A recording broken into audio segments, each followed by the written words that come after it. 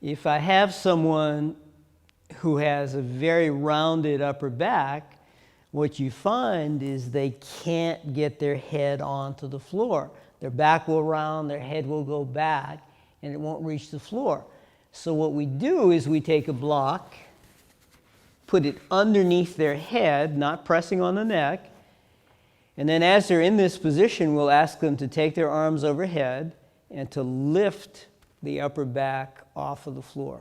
And they're going to feel some work in their neck because the neck is weak. Neck is weak because it's been shortened, it's strengthened in a shortened position. So when they lift up, they'll feel a little bit of work. Now, once they've been able to lift up in that position, we'll ask that they turn their head maybe 45 degrees to one side, lift up to develop some of the muscles along the side of the neck, turn to the opposite side, lift up, come back to center, lift up. And as you get stronger, you can just go through the range of motion, turning from side to side, coming back to center. If the back is not quite so rounded, you can do it with the head on the ground, exactly the same exercise, lifting up, turning the head to one side or the other side. The other thing that tends to be true is that if people are having problems with rounding in their upper back, they may have lower back pain. And first of all, you have to make sure the discs are all aligned. If you're having severe pain, you don't do this exercise. You have to resolve the problems in the back first. But if we're just talking about taking care of weak muscles in the back, the way you can work is simply place the feet flat and lift the hips, then move the hips away from the head, move the hips up, hips away from the head, hips up, and you repeat that. If I take more weight on one leg, then I'll get much stronger contractions in one hip. So it develops a little more quickly. Again, the action is hip away from the head, hip up, hip away from the head, hip up. And you feel strong contractions in gluteal muscles and some of the muscles of the lower back.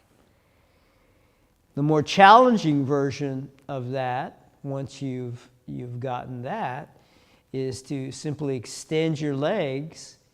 Now, it's much easier to lift up with the feet turned out, so we begin to turn the feet in to challenge sections of the hip and spine that you might not ordinarily get to.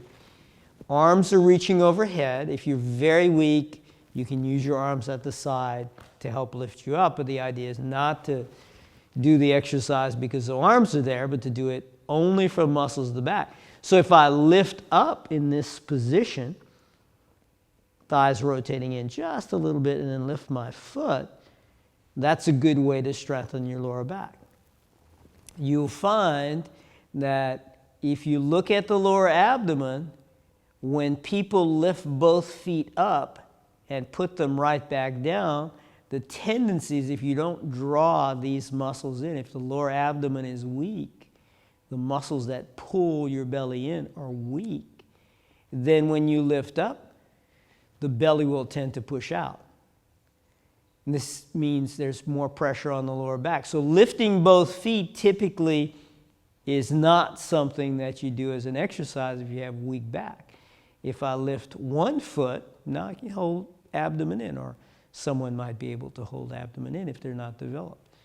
So in general, when we're doing an exercise of lifting both hips away from the floor, you have to tighten in lower abdomen. If you cannot tighten in lower abdomen, it'll hurt in the lower back.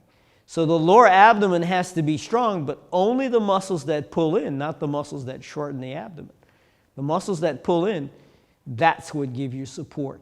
That's what core strength is, what makes your spine longer.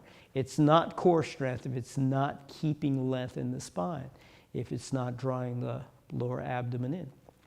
Another way to work You find that in yoga, in order to open the front of the lower spine so you can move easily into a back bend without injuring the facet joints. Maybe there's a congenital defect in the back and people are concerned about doing back bends.